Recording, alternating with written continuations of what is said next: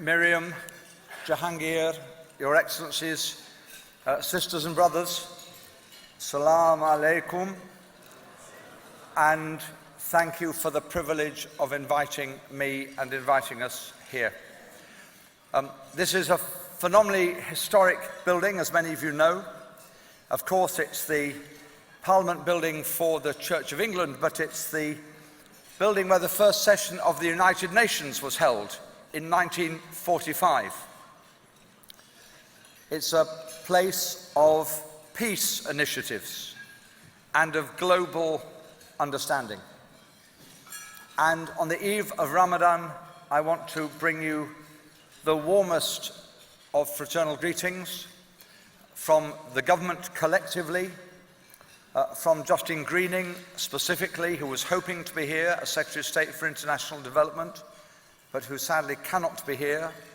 I'll return in a very short second to her role in these proceedings, and of the Deputy Prime Minister as well. The government celebrates with you. Jahangir and colleagues, the government celebrates with you your 30 years of growing commitment in this country and around the world.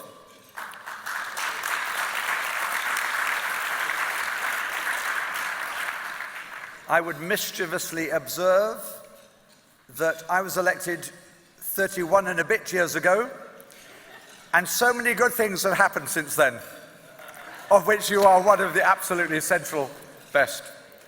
I want to thank you for the contribution that you make as a community to giving to others. Millions of pounds given to others every year by the Muslim community at home and abroad.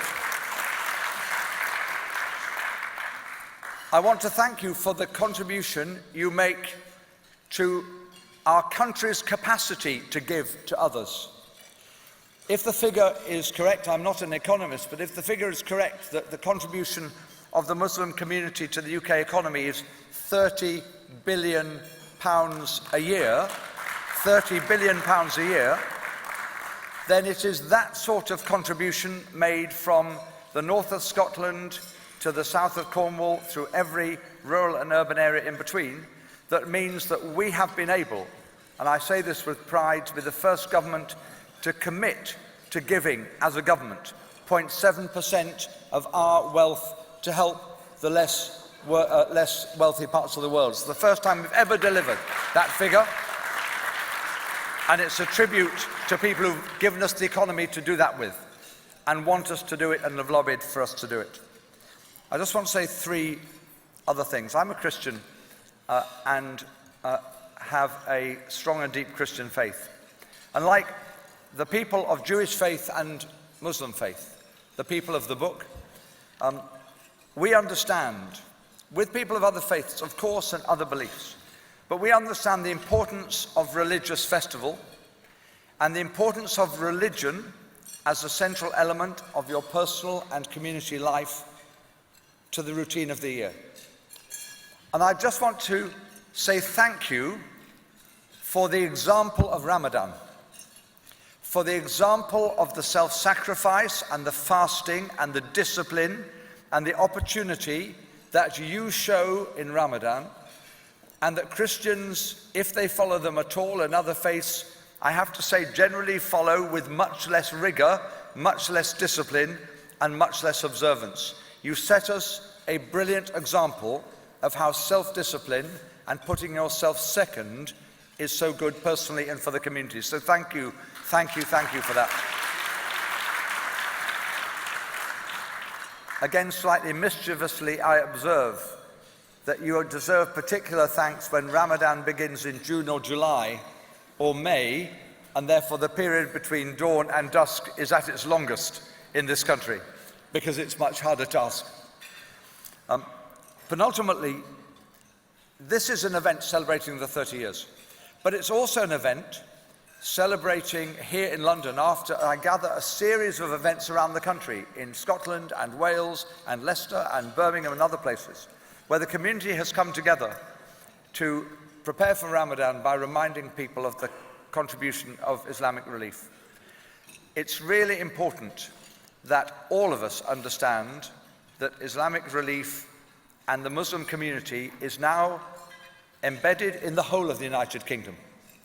And I want Jahangir to join in what you said finally about your native city and events of recent days and the Archbishop's words read by Rachel. A lot of people have given the Muslim community in general and some Muslims in particular a hard time. The rest of us have a particular obligation to stand by our Muslim sisters and brothers when there are determined attacks to undermine the credibility of faith or education or teaching or worship or community practice or clothing or ritual or whatever it is. And Jahangir, I just want to offer you on behalf of the government and on behalf of my party and my colleagues the commitment that we will stand by Muslims. We will stand by Muslims at school and in education. We will stand by Muslim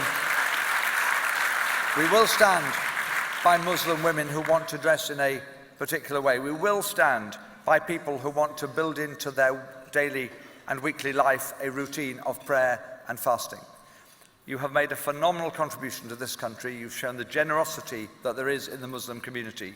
You've set an example, and it's a complete privilege to be with you. I say thank you. That's all I want to say, except for my excuse. Now, I'm now disappearing from this room for a little while, but I'm not leaving to watch football. I'm going to another Muslim event, which I had promised to go to before this, and I hope to be back later. So please don't regard that as any disrespect. I don't mean it. I'm going to join other Muslim sisters and brothers not very far away in another good initiative on the eve of Ramadan. I hope that's an acceptable excuse, and I hope that there might just be a samosa or something left when I come back. Thank you very much indeed.